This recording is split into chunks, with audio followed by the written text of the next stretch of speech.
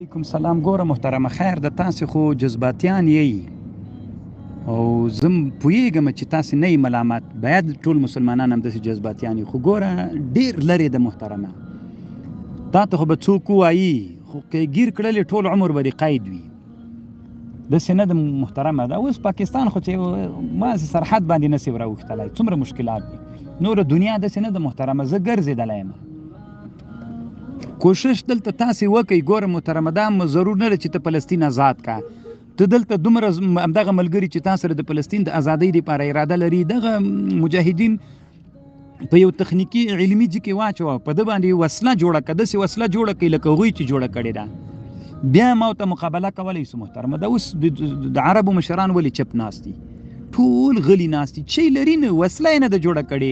د ښځو په مینه اخته دي، د هلکانو په مینه اخته دي، چې موږ تاسې په دغه درد باندې لکه چې د کافر جوړ کړي. اوس د حماس الحمدلله هلته تاسې که فکر وکړئ د بیت المقدس په دې جنگ کې حماس مجاهدین ناکامه نه دي، ډېر خوندور جنگ کوي، خو هلته د غټو وسلو جنگ دی. ما ودې تا ورتګ هلته کار نه کوي وروره، الله دې جوړ لره جنتي سي، او نه کم دي. دومره په زرګونو خلک سته، عرب دي الحمدلله، هغوی ټولو کې جذبه سته. حکومتونه بې غیرته دي.